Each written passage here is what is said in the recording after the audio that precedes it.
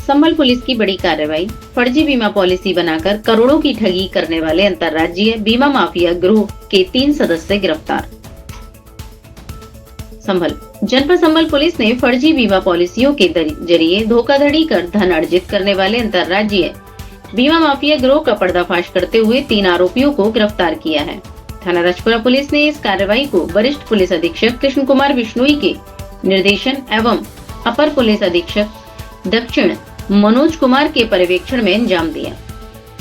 Police के अनुसार गिरफ्तार आरोपियों की पहचान मोहित पुत्र वीरपाल, शाला पत्नी वीरपाल तथा तेजपाल पुत्र गिरिराज के रूप में हुई है। आरोपियों के विरुद्ध थाना धनारी में दर्ज मुकदमा संख्या 166/26 के तहत विभिन्न धाराओं में कार्रवाई की गई है।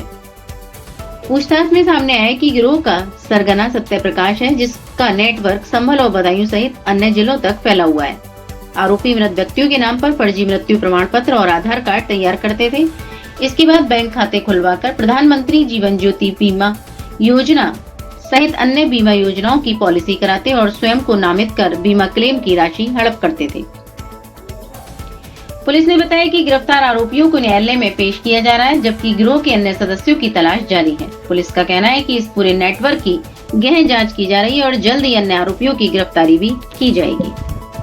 थाना राजपुरा की टीम को एक अंतर्राज्यीय बीमा करने वाली गैंग के अभियुक्त सत्य प्रकाश, जो कि गैंग का सरगना है, उसके द्वारा वापस एक्टिव होके इस तरह के बीमा की फर्जीवाड़ा करने का मामला प्रकाश में आया था।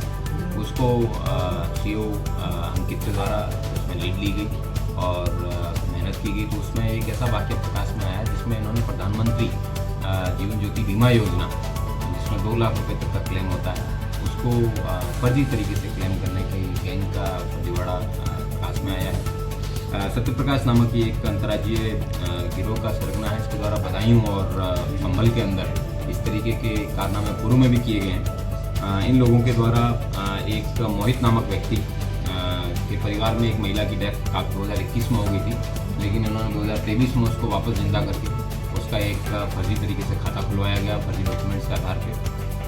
बैंक की भी इसमें कमी रही, जिसके आधार पर उन्होंने एक मृत व्यक्ति का खाता खोला गया। उसके बाद में उन्होंने उस मृत महिला का आधार कार्ड भी बनाया गया और फिर दोबारा उसको एक फर्जी डेथ सर्टिफिकेट भी बनाया गया, जिसके आधार पे इन्होंने 2 लाख रुपए का क्लेम है वो बैंक में डाला गया।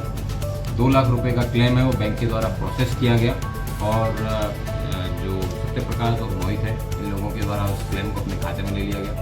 बाद में इसकी सूचना मिली तो बैंक के द्वारा ही उसको ब्लॉक करवाया गया है। तो ये एक ऐसी गैंग है जिनके द्वारा प्रधानमंत्री जीवन ज्योति बीमा योजना, जो कि बैंक के स्तर पे ही जो ये इंश्योरेंस है ये सैंक्शन किया जाता है और इसमें बैंक को ही सावधानी से डॉक्यूमेंट्स हैं वो प्रोसेस करने होते हैं। मात्र डेथ सर्टिफिकेट के दिखाने मात्र से ही ये बैंक इसको प्रोसेस कर देती हैं।